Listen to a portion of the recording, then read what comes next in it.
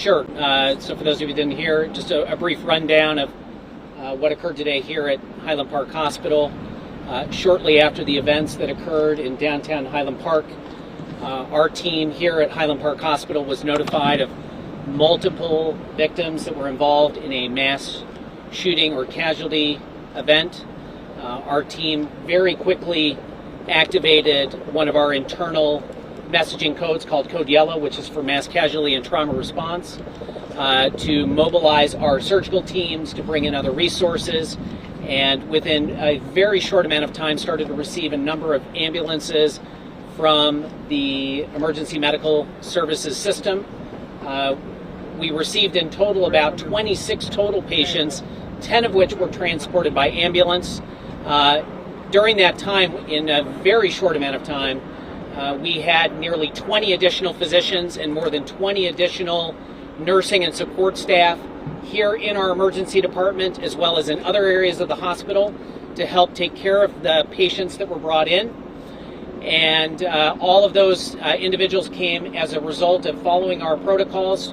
We also put in an extra safety or security protocol where we locked down the hospital, hence why we're meeting out here in the parking lot as we continue to try to maintain a very safe environment in our hospital for our patients and our staff. Doctor, could you talk a little bit about the injuries? So of the 26 individuals that showed up here at Highland Park Hospital, 25 of those did sustain gunshot wound injuries. Some of them were minor, some of them were much more severe, and some of those patients were in critical condition when they did arrive here to the hospital. Any commonality between the gunshot injuries? They were all different parts of the body? They were all different parts of the body, extremities as well as other more central parts of the body as well. Do you have any specific number on what conditions those 25 are in? Are there certain numbers? Yeah, so of the 25 who came in with gunshot wounds, 19 of those individuals were able to be treated and actually discharged home after they had had their full medical evaluation and treatment. Several others did arrive in more serious conditions and did have to be admitted. We had one that had to be transferred over to Evanston Hospital under the care of our great neurosurgical team. We had a couple of other patients that need to be admitted to either our trauma surgical team, which are represented here, as well as to some of our orthopedic trauma surgeons. Doctor, could you give us an age range of people injuries? Absolutely. So the age range ranged from about 8 years old was our youngest patient, up to 85 years old. How many children? I can't give you a specific number on the number of children, but it was definitely around 4 or 5. What happens in an emergency room when you get that many gunshot victims coming in at once?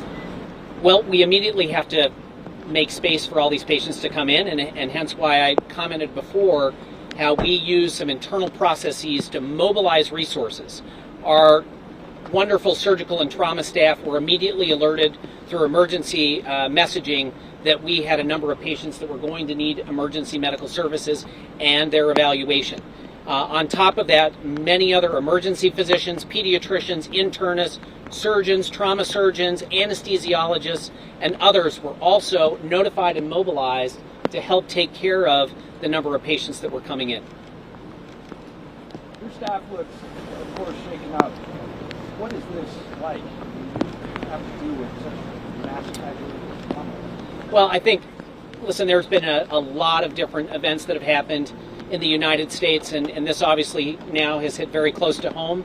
It is a little surreal to have to take care of an event such as this, but all of us have gone through extensive training. We go through a number of different programs, training. We practice for these events, even though we hope they never happen. And so I think our team very admirably handled the situation today. Of course, we provide services that include social work, and we have others involved that our team, as well as our patients, will have a chance to talk to therapists and counselors to debrief after something that is so traumatic. And if anyone has a loved one in the hospital, anything they need to know, or if families all been notified? So families have all had the opportunity to actually come into the hospital and wait. We had liaisons working with those family members, and all of those family members have been reunited with the patients that were here and treated at our North Shore hospitals. Anybody from the nursing staff that perhaps might want to talk to us? Does anybody from the nursing staff want to talk? Come on up. So this is Barb Croak. She's one of our emergency medicine nurses. She also does a number of administrative roles here at North Shore and has a wealth of experience. Good afternoon. Tell us what it was like for the nurses here. So we have an amazing team of nurses who every day give 1,000% of their time and talent to their profession. They all immediately go into emergency mode, and they are trained in trauma and pediatric care as well. They have extensive training. They're amazing people.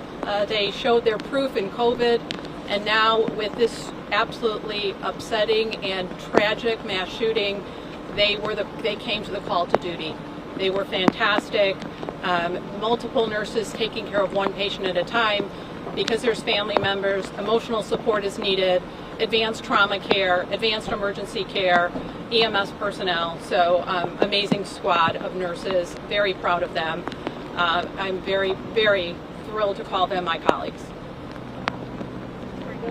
Yes. Clarify some of them. You said 26 patients here, 25 of them done, and then 19 were discharged, but one person stayed at Yeah, so actually we had two patients that were transferred to Evanston, one of them to get further neurosurgical care.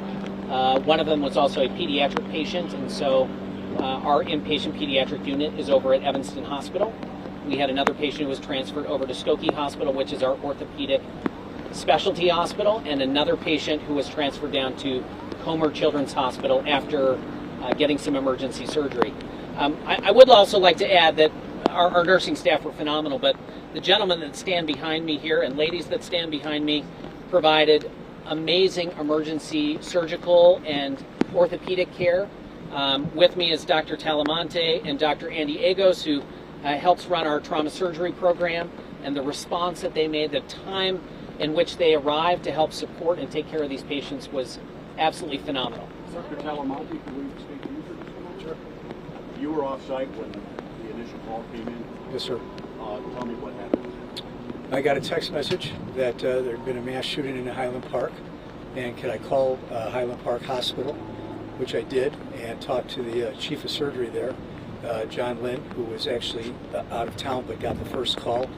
And when I heard that there was a mass shooting, I made sure that we had our full trauma team mobilized. They already were here. All the trauma surgeons came in, even the ones that weren't on call this weekend. So they had already come to Highland Park. And as Dr. Temple said, some of those patients were stabilized and transferred to Evanston. There was one patient who underwent exploratory surgery at Evanston for a gunshot wound, and that patient was being operated on by the trauma surgeons there. And then there was a child who was shot and injured here that was too unstable to transfer, so the trauma surgeons and the anesthesiologists and the nurses, all of whom did an extraordinary job, really nothing short of heroic.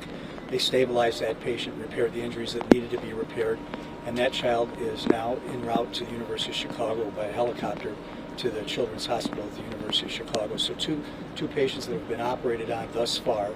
There are other patients with soft tissue injuries and orthopedic injuries that will require some surgery, but not in terms of loss of life or limb.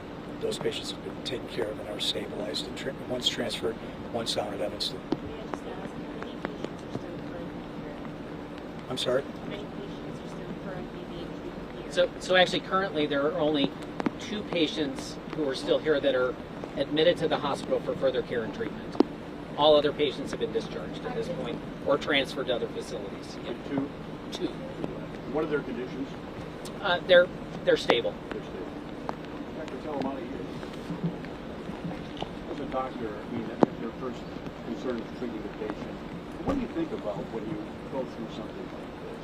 You see your colleagues have to go through something like this. It's a tough question to answer. Obviously, there's a lot of emotions, but these trauma surgeons, I mean, their reflexes are extraordinary. They know exactly what to do. The nurses are crackerjack nurses. So you stand in awe at their competency and their professionalism, but it breaks your heart to see people, innocents, essentially wounded. And then you see the heroic effort to save their lives, and it's a tough day, but a good day. We took care of sick people. doctors and nurses did a great job. Any stories you can think of about something a patient may have said to you while you were treating them or advising them? I was really up in the operating room most of the time. The young doctors, the emergency room doctors, I think they encountered the blunt of the emotions of the families. And again, credit to them. Credit to them. Doctor, how do you train for an event like this, an event that most often doesn't happen? Yeah, that's a great question. You train. You have the reflexes. You have the system of care. Remember, one doctor can only take care of one patient at a time. But when you see these kind of mass casualties, the system has to respond, and those reflexes have to be exercised. They have to be tested. And the system responded appropriately. The blood bank, the emergency room, the radiology department, the anesthesiology department. Everybody came to either Highland Park or Evanston. So we had a sufficient number of doctors, nurses, anesthesiologists, blood bank people to take care of these patients. But the system has to have those quick reflexes, and you have to practice that, and you have to prepare for that. That doesn't happen by accident. Thank you. Thank you very much. Any last questions? Can you just go over the numbers one last time? Yeah, so Highland Park Hospital had a total of 26 patients that arrived either by ambulance or by private vehicle. 6 patients were taken to Evanston Hospital, and 4 patients were taken to Glenbrook Hospital.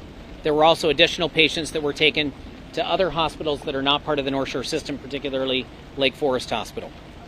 We have 2 patients here in stable condition. We have 2 patients that are currently admitted in stable condition, correct? And you said of the pediatrics, one was taken to Evanston and another to Comer? Correct. So one patient, one pediatric patient, was transferred over to be admitted at Evanston Hospital, and the other one was taken via helicopter down to the University of Chicago Comer Hospital.